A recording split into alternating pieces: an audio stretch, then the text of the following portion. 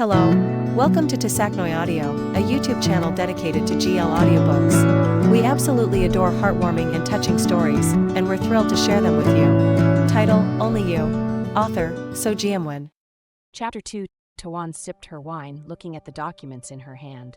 Her long fingers slid back and forth on the iPad, her lips slightly pressed together, eyes full of seriousness and thought.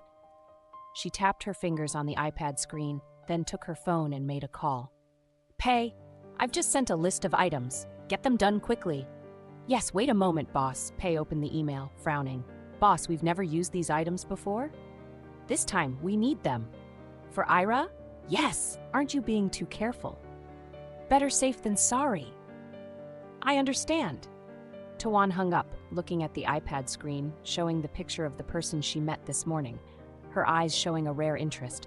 More than 10 security companies in 6 months. Over 50 bodyguards changed.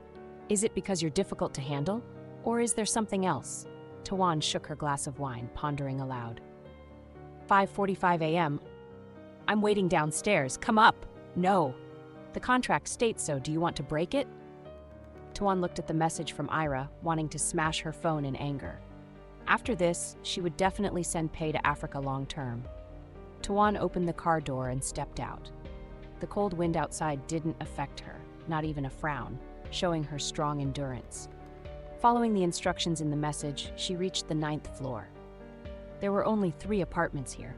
As a habit, Tawan started observing the surroundings, assessing and memorizing everything. This was her professional habit. After processing the surroundings, Tawan rang the doorbell. She only pressed once, and the door immediately opened as if someone inside was waiting. You've arrived. Come in. Ira smiled brightly at Tawan. Are you ready? Let's go. Tawan refused. Not yet. Come in. Ira quickly reached out to grab Tawan's hand to pull her in, but the other reflexively dodged. What are you doing? Tawan instinctively wary. Come inside. Ira looked at Tawan's cautious look and felt displeased, speaking coldly. I'll wait out here. Have you really not read a single line of the contract? Ira crossed her arms like a queen, looking at Tawan. Is there anything else? Tawan widened her eyes at Ira. Don't tell her there was a bunch of rules she had to follow.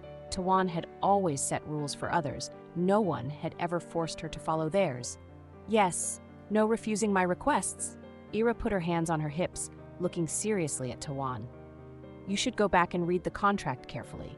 There are a number of rules I need you to follow. I've sent you a list of the rules you need to comply with. Why didn't Pei tell her this? Tawan frowned, feeling something suspicious but couldn't detect anything. Come inside. Ira was patient. Tawan looked at Ira's firm stance and for a moment couldn't say anything. She was always someone who kept her word. Having signed the contract and given her word, Tawan would definitely follow through. Excuse me. Tawan bowed politely and stepped into the house. Ira looked at the back of the person now inside her house, her lips curling into a satisfied smile. She quickly closed the door and handed Tawan a pair of indoor slippers to change into. Aren't we leaving right now? I can wait here. Tawan refused Ira's action. Sit down. We have nearly 2 hours before we leave. Ira glanced at Tawan and walked in first. What? 2 hours. It's 8 o'clock, and you told me to be here at 5:45. Tawan couldn't believe it, looking at Ira. So, the contract states you must be present whenever I require. Ira turned to look at Tawan, shrugging. It would be best if you moved in here. The room 903 opposite is vacant, because I never know when I'll need you. Tawan's forehead was full of black lines. Was Ira playing with her? What's wrong? Do you want to commute every day? Too costly. Tawan made an excuse. Ira smirked, walked to the shelf, took out a key and handed it straight to Tawan, who reflexively caught it. Tawan frowned at the key labeled 903. I'll sponsor it. You just need to stay. A contract worth a house in central Bangkok, plus a luxury apartment in the city's most upscale area for a year, no matter how hot a star is, they can't bear such costs alone, right? What? Are you curious about me? Ira stepped forward, standing in front of Tawan, the distance between them only an arm's length. I don't need to be curious. Tawan looked at the beautiful face in front of her, smiling faintly. Up to you. Ira shrugged, her lips also forming a similar smile. If there was a third person here, they would think the two were enemies facing each other. If you're interested, I'll tell you. Interested? Tawan raised an eyebrow. Sorry, I don't have that. Just for now. Ira winked at Tawan, then mischievously smiled, stepping back and turning straight into the room. Tawan looked at the person in front of her, like a dancing fairy trying to enchant others, smiling smugly. Tawan had never been interested in anyone or anything. The only thing she was interested in was money. Just as Ira had money, if one day Tawan became interested in Ira, it would probably be because of Ira's money. Tawan thought to herself, stepping to sit on the sofa, starting her habit of memorizing and evaluating the house. Tawan observed around, suddenly stopping at a painting hanging in the middle of the house. Tawan stood up and walked over, her eyes focused on the painting. It was a semi-nude photo of Ira. In the photo, Ira was turning her back, tilting her head to look forward. Only the side profile of her face was visible, but it was a perfect side profile. Her flawless white back, the perfect waistline, even the curve of her back had no flaws. Her eyes were full of enchantment. The brown eyes with a hint of green seemed to captivate anyone looking at them. Her platinum blonde curly hair flowed down, covering one bare, alluring shoulder. Tawan was mesmerized, her eyes scanning every detail of the painting, from the captivating eyes with long lashes to the perfect high nose, the red lips, the corners of her mouth curved into a heart-stopping smile, the slender neck with delicate shoulders. Tawan's gaze moved down, clearly seeing the hands gently holding the full breasts, hidden yet enticing. The perfect slim waist sliding down to the hips, ending with a sense of regret in the viewer's mind, making them burn with a desire to see the rest of the girl's body in the painting.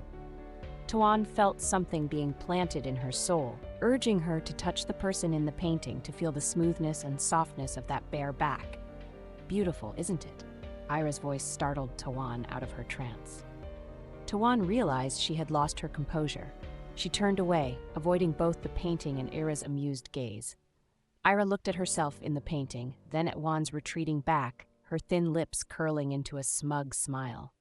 Ira knew how captivating and beautiful she was, but when she took this photo, she never thought it would be so stunning. Moreover, no one had ever seen this finished product because she had set up the camera herself. So, no one had ever told her how beautiful this painting was. Ira never thought that one day, unexpectedly, the person admiring this picture would be the one she had been thinking about for years. Ira's heart beat with happiness. She walked to where Tawan was, her exposed ear turning a faint pink, Ira's smile growing wider. What's wrong? What's wrong? Nothing. Nothing. Tawan closed her eyes tightly, frowning. Why was she suddenly stuttering? Ira called softly. What? Tawan tried to control her breathing to return to her usual calm state. Ira stepped forward to stand in front of Tawan, looking straight into her dark brown eyes, her lips moving. Do you really want to try once? Tawan felt as if her brain had been struck by lightning, her heart beating a clear rhythm. The smiling, heart-shaped lips facing her made her soul tremble. At that moment, Tawan could sense a faint, sweet floral scent slowly enveloping her, the gentle voice slowly entering her mind. That moment, Tawan etched every feature of the person opposite her deeply into her heart. I don't need to, Tawan replied instinctively, flustered. Ha ha, Ira laughed. Why hadn't she thought that the person who had once been the hero of her heart, a cold beauty, would have such an adorable expression? Ira's laughter successfully pulled Tawan's mind back to clarity. She quickly regained her usual cold demeanor, looking at Ira laughing in front of her. Is it funny? Yes! Ira noticed Tawan had regained her composure and stopped laughing.